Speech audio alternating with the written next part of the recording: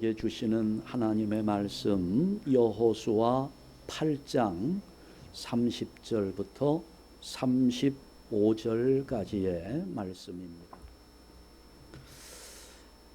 생각해 보니까 벌써 50년이 넘어가는 일인데요.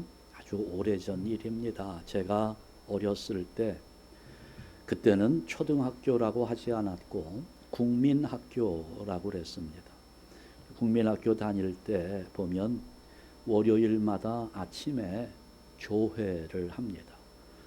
그러면 교장 선생님이 연단에 서서 또 한바탕 연설을 하시지요. 그때 기억나는 것이 있어요. 마이크에 대고 연설을 하시면 스피커를 통해서 이제 소리가 확장돼서 나오게 되지요. 그때 그 스피커 한 50년 전에 나팔같이 생겼잖아요. 아마 지금 젊은이들은 잘 상상이 안 될지 모르겠습니다만 지금 뭐 한 5, 60대 정도 이상 되신 분들은 다 기억이 날 겁니다. 그러면 그 운동장에 한 2,000명 되는 학생들이 빼곡하게 줄을 서서 서 있는 그 자리에서 교장 선생님이 연설을 하지요. 그러면 그 연설하는 소리가 이 스피커를 통해서 나오게 되는데 이게 학교 건물들에 부딪히면서 메아리가 됩니다. 그래서 교장 선생님이 여러분 하면 여러분 그냥 뭐 사방에서 그 스피커에서 나오는 소리가 맞은편에 있는 건물에 부딪혀서 이제 되돌아오는 거지요. 메아리가 돼서 돌아오는 겁니다. 오죽하면 한국의 코미디 프로그램에서 이거 흉내내 가지고 아주 인기를 끌었던 개그맨도 하나 있었지요. 사랑하는 온곡 초등학교 어린이 여러분 이렇게 하면서 그러니까 이제 스피커가 메아리가 돼서 이렇게 울리는 소리인데요. 이게 산에도 가보면 이 메아리 소리를 우리가 확인할 수 있지요. 야호 하고 외치면 조금 있다가 또 저쪽에서 나하고 똑같은 목소리가 야호 하면서 되돌아옵니다. 근데 저는 아직도 이 야호가 무슨 뜻인지를 모릅니다. 무슨 뜻일까요? 야호. 외국 사람들도 비슷한 발음으로 하고 있더라고요. 그러니까 아마 이게 외국에서 전해진 그런 단어인 것 같은데요. 이 메아리 소리. 자, 오늘 본문을 보니까 그리심산과 에발산이 소개되고 있습니다. 이 그리심산 에발산은 가나안 땅의 거의 한가운데에 세겜이라는 곳이 있는데요.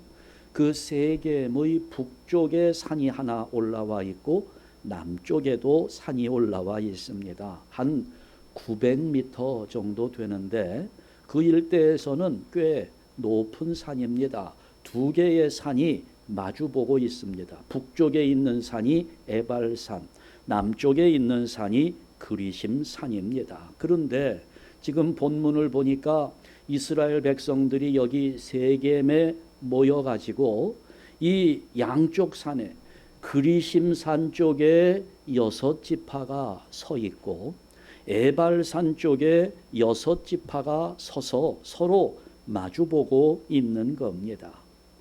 이 일은 이게 가나안 땅에 들어오기 전에 요단강을 건너기 이전에 이제 앞으로 너희가 가나안 땅에 들어가면 제일 먼저 해야 될 일이 이것이라고 하나님께서 모세를 통하여 여호수아에게 명령한 대로 순종하고 있는 것입니다. 이미 이 일은 신명기 11장 29절 말씀을 통해서 명령이 되었어요. 우리 한번 보시지요.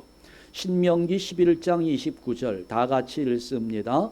내 하나님 여호와께서 내가 가서 차지할 땅으로 너를 인도하여 들이실 때에 너는 그리심산에서 축복을 선포하고 에발산에서 저주를 선포하라. 아멘. 그래 여러분, 지금 여기 이미 가나안 땅에 들어오기 전에 명령된 하나님의 명령을 가나안 땅에 들어와서 실행하고 있는 것입니다. 그런데 지금 이 사건은 이스라엘이 아이성을 정복하고 나서 바로 이어지는 사건입니다. 처음에 아주 크고 웅장한 여리고성을 쉽게 점령했습니다. 그냥 뺑뺑 돌기만 했는데 성벽이 무너져 내리면서 그 큰 견고한 여리고성을 점령했어요. 두 번째로 점령하는 성이 아이성이었습니다. 여리고성과 비교해 보면 아주 작은 성읍이었고요. 쉽게 점령할 수 있는 것처럼 보였던 성인데 이스라엘이 이 아이성을 얕잡아 봤다가 큰 실패를 보게 되었습니다. 그 큰 여리고성을 쉽게 정복한 이스라엘이 아주 작은 아이성 싸움에서 실패하고 났을 때 이스라엘이 깨닫습니다. 아하, 이 가나안을 정복하는 일은 힘으로 되는 것이 아니다. 사람의 힘으로 할 수 있는 것이 아니라 오직 하나님만을 의지할 때 승리가 보장된다는 것을 깨닫게 되었습니다. 사실 그렇기는 하지만 나중에 결국에는 승리를 하게 되기는 합니다. 그런데 이 아이성 싸움에서의 패배는 이스라엘의 자존심에 큰 상처를 남겼습니다. 그래서 이 이스라엘의 사기가 떨어져 버린 겁니다. 그래서 이게 아주 약한 상대인데 힘들게 이기고 나니까 앞으로 수많은 전쟁을 수행해야 되는데 이게 걱정이 되는 겁니다. 그래서 여호수아가 백성들을 다 모은 것이지요. 앞으로 우리가 전쟁을 계속 수행해 나아가려면 뭔가 백성들의 사기를 돋구어 주어야 되겠고 새로운 용기와 힘을 내는 일이 아주 시급한 문제라고 생각이 된 겁니다. 더더군다나 이렇게 여리고성이 점령되고 아이성이 점령되고 나니까 가나안 땅에 있는 백성들이, 가나안 사람들이 연합군을 결성했습니다. 그러니까 지금까지 여리고성과 아이성은 이스라엘이 성 하나를 상대했던 전투였는데 지금은 연합군을 상대해야 되는 것입니다. 그러니 아주 어려운 전쟁이 될 것이 뻔하지요. 많은 희생이 있을 수도 있습니다. 대가를 치루어야 합니다. 그걸 각오해야 되는 시점입니다. 자, 그때 여호수아가 승리의 비결을 찾아낸 것이 그거예요. 자, 전쟁을 하기 위해서 군사들을 훈련시키고 군사 한 명 한 명을 정예군으로 만드는 것도 중요하긴 하지만 그것이 승리의 비결은 아니다라는 사실을 알게 되었지요. 승리의 비결은 군사력에 있는 것이 아니고 철저하게 하나님만을 의지하면서 하나님 말씀에 순종하는 것이 승리의 비결이라는 것을 알았던 것입니다. 그래서 지금 여호수아가 이전에 모세를 통해서 받은 명령을 기억하고 그 하나님의 명령을 실행하는 것입니다. 그래서 그리심산, 에발산 두 산 가운데 서서 율법을 낭독하는 것이지요. 어떤 율법을 낭독했는지 본문에는 기록되어 있지 않은데 아마 생각해 보니까 신명기 28장에 나오는 축복의 말씀, 저주의 말씀을 낭독하지 않았을까 하는 예상을 해봅니다. 자, 여기서 여호수아가 말씀을 외치는 거예요. 하나님의 말씀을 이렇게 외치게 되면 그 내용이 축복의 내용이 되었을 때 그때는 이 남쪽 그리심산 쪽에 있는 사람들이 아멘 하고 응답을 하는 겁니다. 그리고 선포되는 말씀이 저주의 내용이면 에발산 쪽에 있는 사람들이 아멘 하고 소리를 치는 겁니다. 근데 여러분 이 장면을 한번 상상해 보시지요. 지금 모여 있는 이스라엘 백성의 수가 양쪽으로 나뉘어 있습니다. 이스라엘 지금 인구가 60만 명이 조금 넘습니다.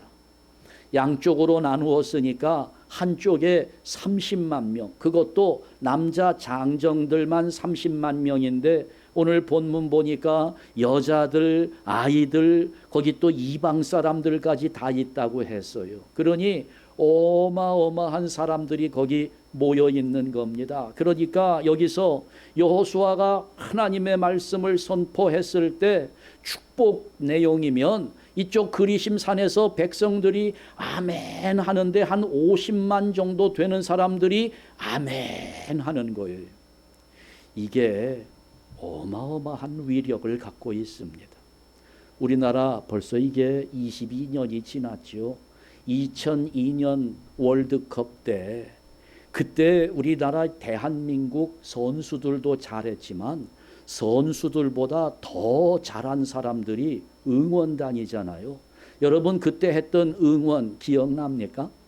대한민국 짝짝짝짝짝 하는 거. 그게 이제 굉장히 유행을 했는데 그거 지나고 나서 그때 제가 있던 교회에서 운동회를 했습니다. 천군 백군 나누어서 운동하는데 양쪽에서 똑같이 그렇게 응원을 하는 거예요. 근데 이제 모여 있는 사람들이 한 100명, 200명 이 정도밖에 안 되니까. 근데 여러분 그 상암 운동장에 한 7만 명 모여서 사람들이 제가 그 현장에 있었거든요. 저도 빨간 추리닝 유니폼 입고 거기 섰어요. 그런데 한번 북소리가 빠밤 빠밤 빰 나오면 일제히 거기 있는 관중들 7만 명이 대한민국 하는데 그 위엄, 그 권위가요. 머리에서부터 발끝까지 소름이 쫙 돋아납니다. 어마어마해요 그 소리가.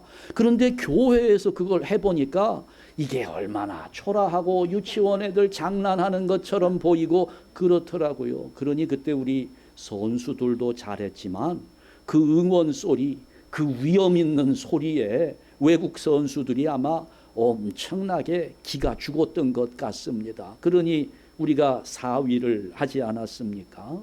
근데 지금 7만 명이 아니고요. 몇 명이라고 그랬어요? 50만 명 이상입니다. 이 사람들이 여기서 아멘 하는데 지금 위치가 어디예요? 북쪽에는 에발산이 있고 남쪽에는 그리심산이 있으니까 뭐가 생겨요? 메아리가 생기는 겁니다. 아멘, 아멘, 아멘, 아멘. 어마어마한 소리가 나오는 거예요. 여러분 아멘 무슨 뜻인지 아시죠? 선포되는 하나님의 말씀에 내가 반응하는 겁니다. 그 말씀대로 되기를 원합니다 하는 거예요. 이 말씀에 우리는 순종할 것을 서약하는 거죠. 그러니까 우리도 아멘을 잘 하잖아요.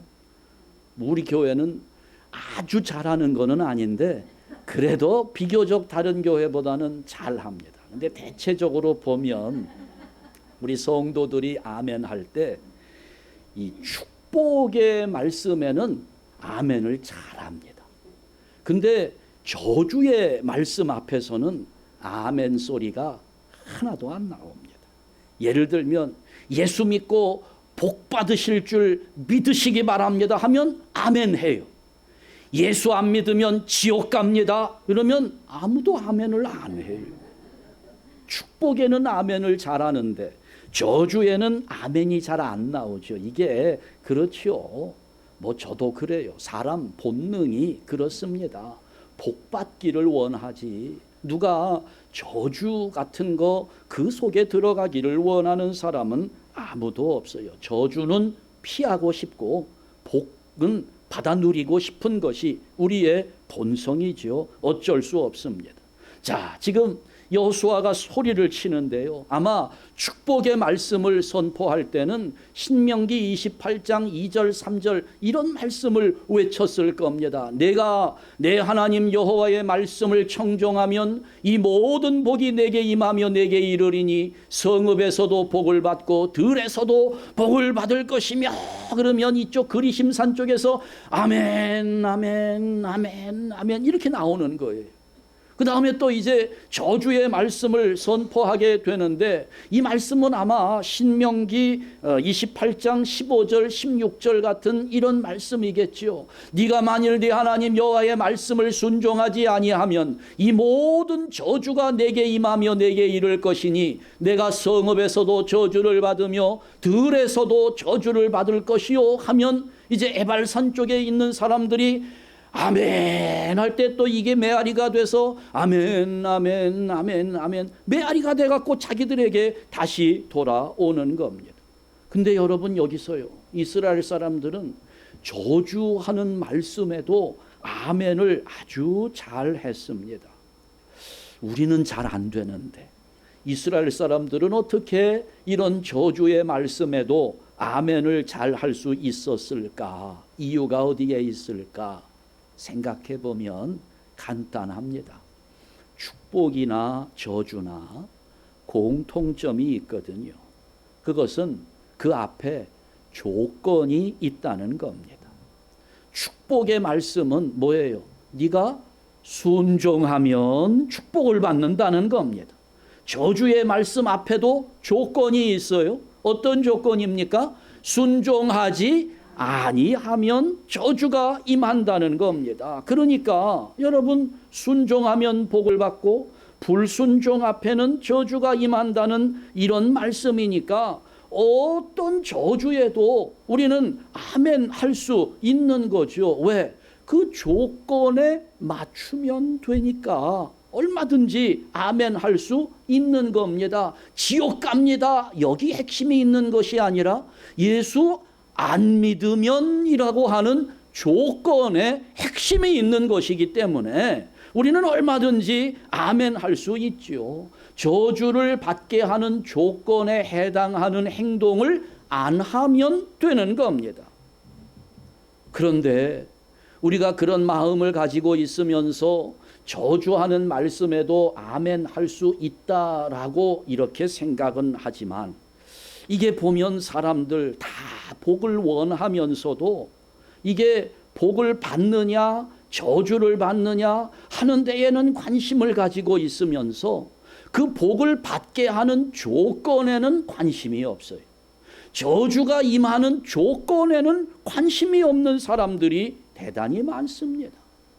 복을 받는다고 할 때 아멘 했는데 그 복을 받는 조건에 따르는 행동을 하는 사람들이 별로 눈에 보이지 않습니다. 오히려 복을 받기를 원하면서도 실제 생활 속에서는 그렇지 못한 거꾸로 사는 사람들이 얼마나 많은지 몰라요. 그런 사람들을 성경에서는 미련한 자라고 이야기합니다. 저는 우리 한샘교회 성도 여러분들, 미련한 자 되지 말고 지혜로운 자로 하나님 말씀에 순종하면서 복받는 성도들 되시기를 주님의 이름으로 축원합니다. 유명한 작가가 있지요. 안데르센이라고 하는 분입니다. 그분이 쓴 동화 중에 분홍신이라는 동화가 있어요. 이 동화에 보면 마술사가 분홍신을 가지고 있습니다. 그런데 이 분홍신을 신게 되면 누구든지 아주 춤을 멋지게 잘 추는 겁니다. 어떤 소녀가 이 마술사의 분홍신을 정말 신고 싶었습니다. 그래서 그 마술사의 분홍신을 신게 돼요. 아주 신나게 저절로 막 춤을 추게 되는데, 이 소녀가 분홍신을 신는 그 순간부터 불행이 시작됩니다. 처음에 이 신발을 신고 춤을 출 때 사람들이 막 박수를 쳐주고 격려해주고 부러워하는 그런 마음에, 그런데 문제는 처음에는 그렇게 좋았지만 이 춤을 멈출 수가 없는 겁니다. 신발을 신고 있는 한 내 의지와는 상관없이 저절로 춤이 추어지는데 이 신발을 벗을 수가 없는 겁니다. 그러니 쉬지도 못하고 잠도 못 자고 계속해서 춤만 추다가 결국은 지쳐서 죽게 된다는 그런 이야기입니다. 여러분, 이게 오늘 우리의 모습이지요. 사탄은 복을 원하는 사람들에게 미혹하기 위해서 처음에 아주 좋은 것을 보여줍니다. 이거 가지고 싶냐 하면서 우리 마음을 미혹하는 거죠. 여러분, 그러나 그것은 복일 수 없습니다. 우리들을 멸망하는 미끼에 불과한 것이죠. 저는 낚시를 별로 좋아하지 않습니다만 낚시를 좋아하는 분들은 한국 제주도 그 근처에 관탈섬이라는 곳이 있대요. 그런데 그곳이 아주 유명하고 낚시하는 분들은 꼭 한번 가보고 싶은 곳이라고 하는데요. 감성돔이라는 생선을 낚시하는 곳이라고 합니다. 근데 그 생선 자체도 아주 귀하지만 거기에서는 그 생선보다 미끼가 더 귀하답니다. 미끼, 그 감성돔을 잡기 위해서 미끼를 쓰는데 전복을 미끼로 쓴다는 거예요.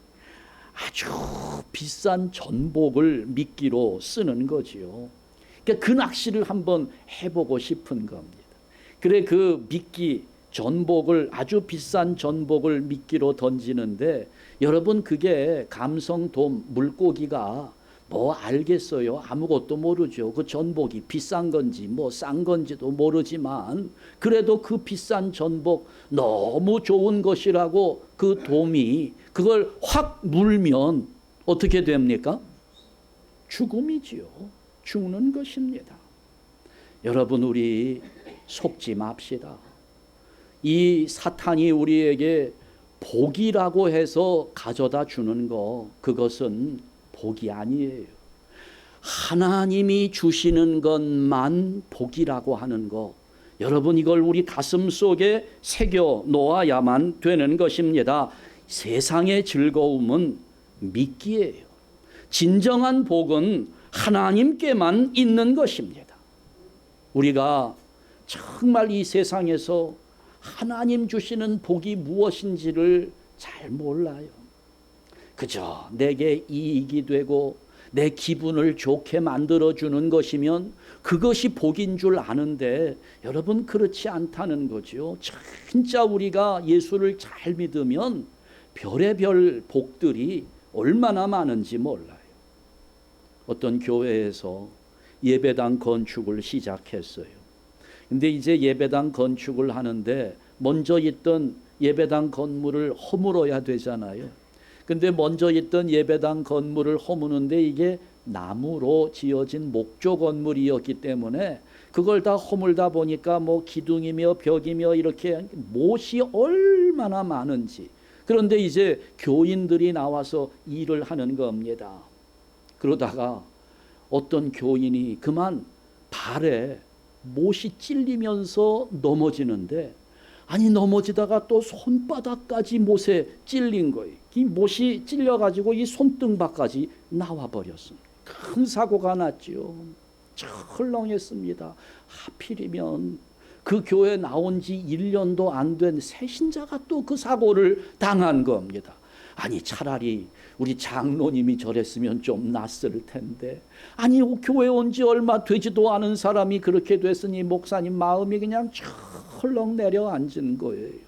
그랬더니 그분이 그렇게 못에 찔려가지고 피가 철철 나는데도 웃으면서 그렇게 이야기들을 하더래요.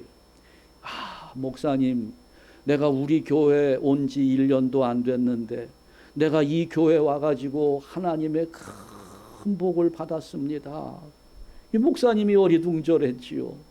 아니 내가 다른 교회 다닐 때는 이런 경험을 한 번도 해보지 못했는데 이 교회 와가지고 손에도 못이 찔리고 발에도 못이 찔리고 우리 예수님 십자가에 달려 돌아가실 때 손에 못이 찔리고 발에도 못을 박아놨는데 예수님의 그 십자가 고통을 내가 여기 이렇게 경험을 했으니 얼마나 큰 하나님의 복이 나에게 주어졌는지 모르겠다고 할렐루야입니다 하고 그렇게 이야기를 하더래요. 십자가를 체험했다는 거죠.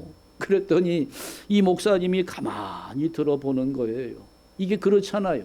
예수 안 믿는 사람들, 교회 안 다니는 사람들이 이런 이야기 들으면 이거 완전히 정신 나간 소리죠. 미쳐도 보통 미친 사람처럼 보이는 게 아닙니다. 그 목사님도 어이가 없어요. 아니 이분이 도대체 무슨 말을 하나 하는데 조금 생각해 보니까 이 목사님도 부럽더래요. 그게 못에 찔린 것이 부럽더라는 겁니다.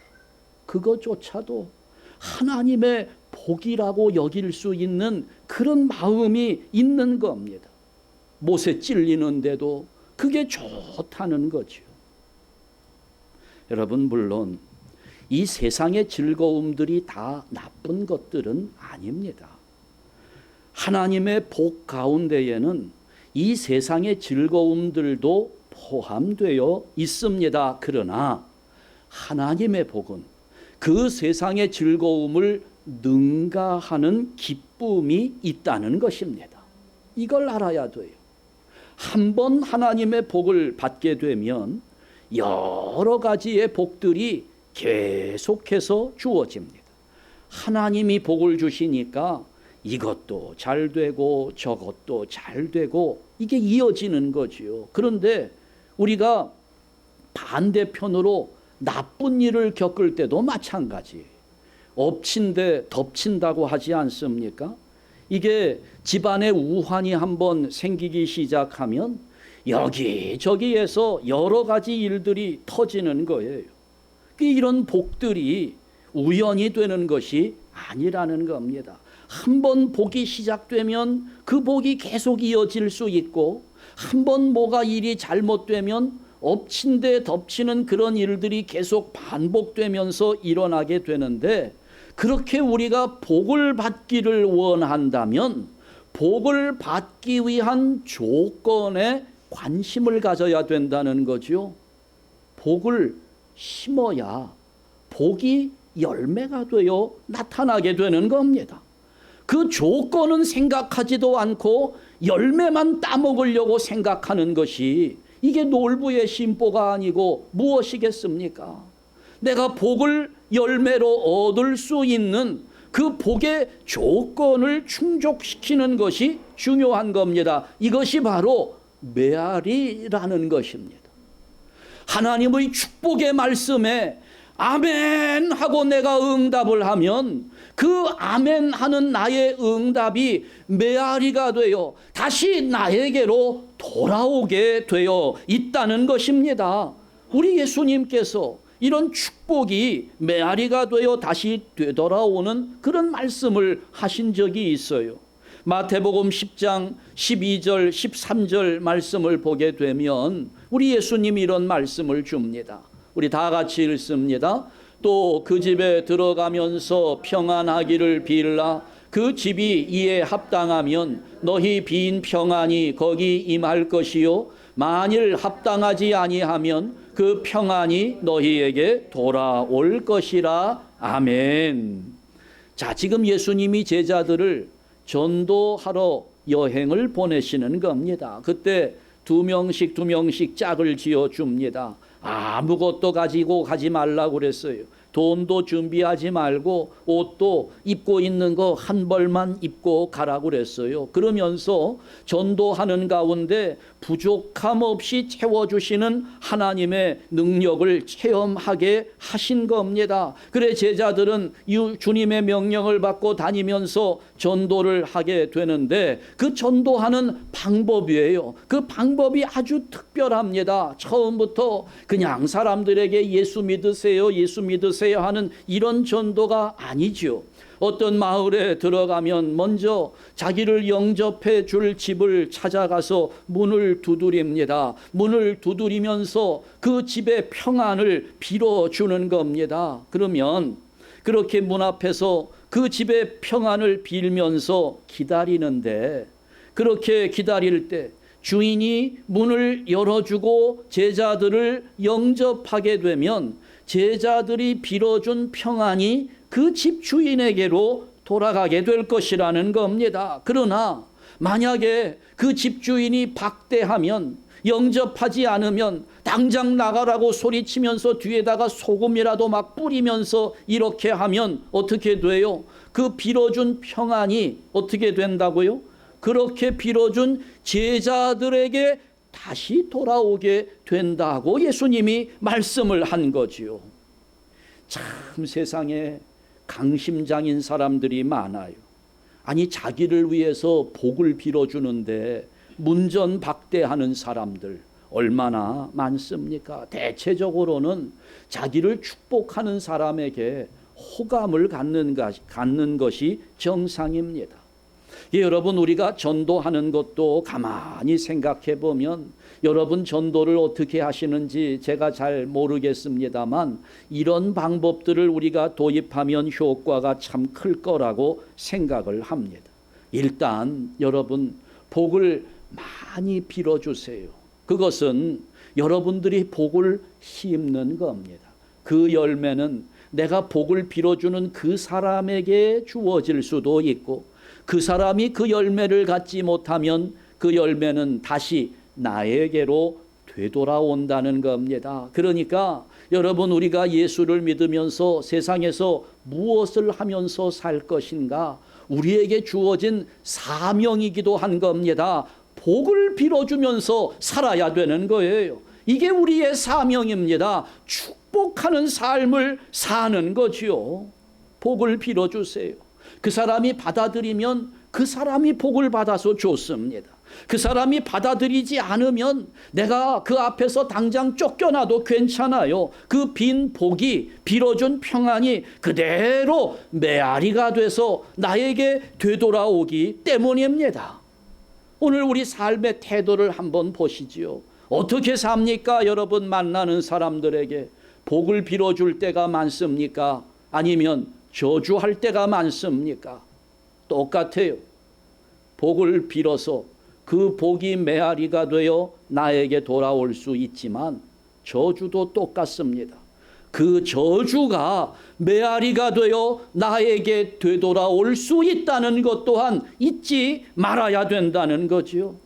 세상에는 여러 종류의 사람들이 살아요. 낙천주의자도 있고 염세주의자도 있고 그러잖아요. 여러분, 똑같은 그림을 같은 자리에서 보고 있으면서도 어떤 사람은 좋다고 얘기하는데 어떤 사람은 트집을 잡는 그런 사람들이 있어요. 관점이 완전히 다르죠. 이렇게 보면 잘한 것을 보는 관점의 사람이 있고 못한 것만 꼬집어내는 관점의 사람이 있습니다. 좋은 것만 보는 관점을 가진 사람과 나쁜 것만 찝어내는 그런 관점을 가진 사람, 이게 완전히 달라요. 그 관점의 차이가 그 사람의 인생을 그대로 인도해 주는 것입니다. 우리가 잘 알고 있는 이야기, 두 아들을 둔 어머니의 이야기가 있지요. 그 두 아들이 장사를 하러 다니는데 큰아들은 우산 장사요, 작은 아들은 집신 장사입니다. 자, 이 어머니가 두 아들이 다 잘 되었으면 좋겠는데 이 어머니가 늘 근심 속에 쌓입니다. 날씨는 두 가지잖아요. 비가 오지 않으면 맑은 날, 둘 중에 하나. 물론 흐린 날은 좀 제외해 두고, 그러면 비가 오는 날은 집신 팔러 다니는 둘째 아들이 걱정이 돼가지고 얼굴이 일그러집니다. 해가 쨍쨍 나는 날에는 우산 장사하는 큰아들이 걱정이 되니 얼마나 또 마음이 아프겠어요. 매일매일이 고민이지요. 반대일 수도 있잖아요. 해가 쨍쨍 나니 어떻습니까? 집신 장사하는 우리 둘째 아들이 얼마나 좋겠나. 비가 오니 어떻습니까? 우산 장사하는 우리 큰아들이 얼마나 좋겠나. 똑같아요. 다만 내가 어떤 관점을 가지고 어떤 태도로 살아가느냐 하는 것이 중요한 것이지요. 이런 불평하면서 사는 것 때문에 손해보는 분들이 참 많아요. 우리 목사님들 중에도 그런 분들이 많거든요. 한국에서 교회를 개척하면 주로 지하 상가에 개척하는 그런 경우가 대다수였습니다. 그래서 어떤 목사님이 지하 상가를 분양을 받았어요. 그래서 지하 상가에서 교회를 시작하는데 다니는 데마다 자랑을 합니다. 야, 교회 지하에서 개척을 하니까 너무 좋대요. 여름에는 시원하고 겨울에는 따뜻하고 뭐 소음이 시끄럽다고 민원도 별로 없고 이렇게 지하 상가를 분양받게 해주신 하나님께 너무 감사하다고 이렇게 다녔는데 다니다 보니까 또 시간이 지나면서 보니까 늘 또 감사한 마음만 있는 건 아니죠. 예배당이 지하에 있으니까 이게 조금 어려운 부분이 있는 거예요. 왜냐하면 사람들이 지하에는 잘 안 들어오려고 하는 거죠. 공기도 나쁘고 실제로 화분도 지하에 들여놓으면 그렇게 오래 가지 못하는 거예요. 그런데 이 목사님이 목회자들이 모여 있는 자리에 가서 이제 이런저런 어려움들을 이야기합니다. 그러면서 아무래도 교회는 지하보다는 2층에 있는 것이 더 낫겠다고 이야기했어요. 교육자들이 목회자들이 모여서 그냥 솔직하게 대화를 나누는 자리였습니다. 그래 이제 다른 목사님들에게 좀 도움이 되라고 지하 상가보다는 2층이 훨씬 더 낫다 하는 이야기를 하는데 거기 모여있는 목사님들 중에 젊은 목사님들도 꽤 많이 있었던 것 같아요. 자, 그런데 이렇게 지하 교회를 하면서 불평했던 이 목사님, 이게 다시 되돌아오는 거예요. 어찌어찌 하다가 이제 교회가 좀 부흥이 되고 한 10년 정도 지나고 나니 이사를 가야 될 일이 된 거예요. 교인이 많이 늘어나고 했어요. 그래서 이제는 우리가 지하 상가를 벗어나서 다른 데로 가자. 근데 이건 분양을 받았으니까 이걸 누군가에게 매각을 해야 돼서 내놨습니다. 교회로 하던 자리는 주로 교회가 들어오지 않으면 다른 건 잘 들어오게 되질 않아요. 근데 이게 나가지를 않아요. 이 자리에서 교회를 하겠다는 사람이 없는 거죠. 그래서 이 목사님이 큰 교회 부목사님들, 개척을 준비하는 목사님들을 이제 찾아다니면서 이야기를 한 겁니다.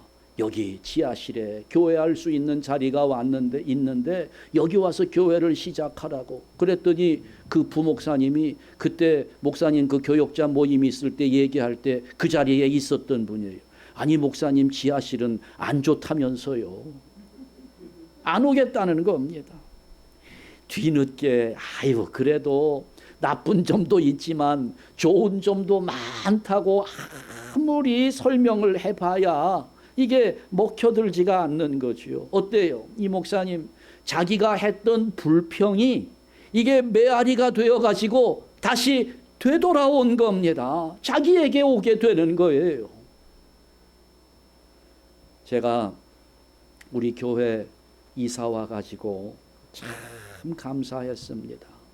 전에 있던 자리보다 자리도 넓고 또 가장 좋은 것이 식사할 수 있는 자리가 친교실이 따로 있으니까 얼마나 좋아요. 예배드리고 마치면 내려가서 식사를 따로 하고. 전에 있던 교회는 여러분 잘 모르실 텐데 이렇게 예배드리고 나면 앉아있는 의자 다 치워요.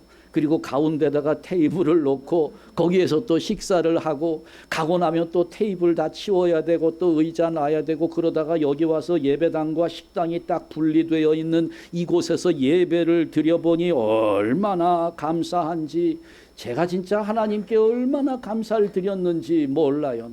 너무너무 감사했습니다.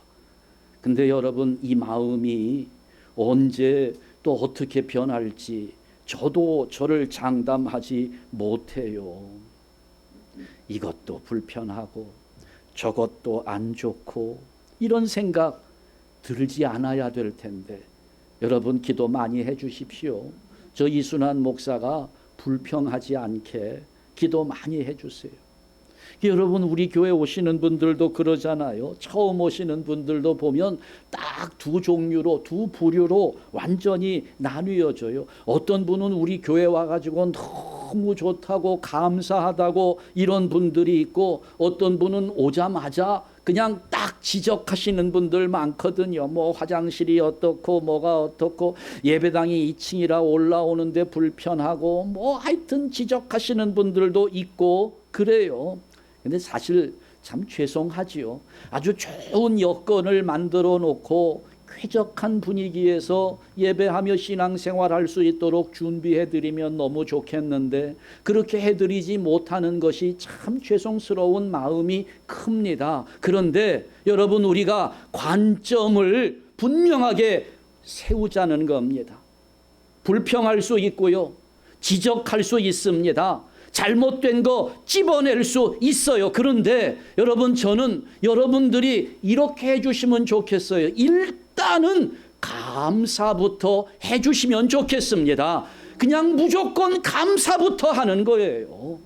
좋지 않은 거 있고 불편한 거 있죠. 그런데 좋은 것도 있어요. 편한 것도 있습니다. 죄가 어디에서 시작될까요? 욕심에서 시작되는 겁니다. 뭔가 내가 가진 욕심이 채워지지 않으면 거기에서 서운한 마음이 생겨요. 서운한 마음은 금방 삐뚤어집니다. 그 삐뚤어지는 걸 우리가 뭐라고 말해요? 삐졌다 그러는 거죠. 삐지는 거예요. 그러면 삐지게 되면 시간이 지나면서 점점 중심에서 멀어지게 됩니다. 마음이 중심에서 멀어지면 마음이 상하게 됩니다. 상한 마음은 썩는 거예요. 썩으면 죽습니다.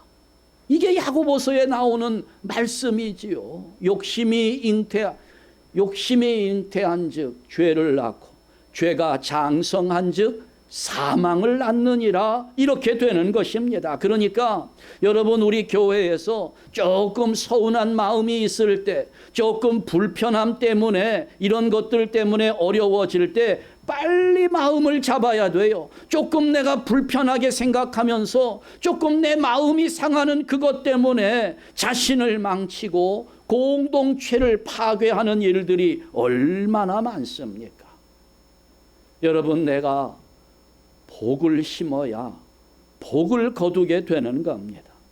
우리 자녀들 자랑해주고 칭찬해주면서 이렇게 키우게 되면 자랑스러운 자식이 돼요.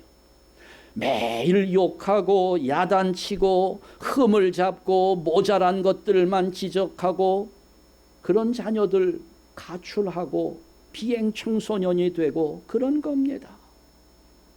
먼저 일단 욕심을 버립시다. 그리고 무조건 있는 것 보고 감사하시고 남아있는 것으로 하나님께 감사할 수 있는 그런 믿음을 가져야 되는 겁니다. 내가 감사하면 할수록 우리 하나님은 감사할 수 있는 조건들을 더 크게 채워주시는 분입니다.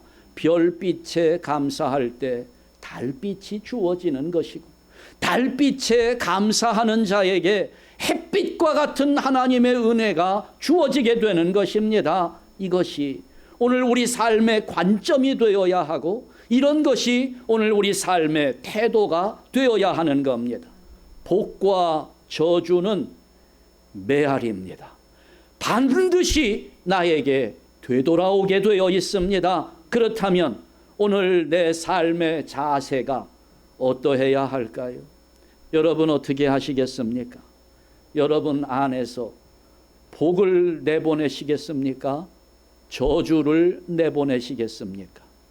복을 내보내시는 분은 복받기를 원한다는 마음을 표현하는 것이고, 저주를 내보내시는 분은 나는 저주받은 인생을 살겠다고 자기 스스로를 드러내는 것입니다. 어리석은 자가 되지 않기를 바랍니다. 미련한 자가 되지 않기를 바랍니다. 지혜로운 자로 복을 내보내시고 메아리가 되어 다시 나에게 되돌아오는 하나님의 복을 날마다 누리시는 성도들 되시기를 주님의 이름으로 축원합니다. 기도하겠습니다.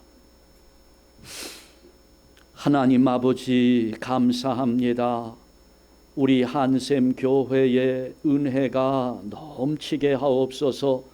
이 은혜 속에서 하나님 오늘 우리 입술을 통하여 마음을 통하여 평안을 비는 것들이 우리의 습관이 되게 하여 주옵시고 복을 빌어주며 축복하는 일들이 우리의 장기가 되게 하여 주시옵소서. 이웃들에게 자녀들에게 내가 만나는 모든 사람들에게 하나님의 복을 빌어주며 평안을 빌며 살아가는 것이 오늘 우리 삶의 태도가 되게 하여 주옵시고 지금 없는 것을 불평하기보다 나에게 주어진 있는 것을 감사하며 사는 것이 오늘 우리의 삶의 태도가 되게 하여 주시옵소서.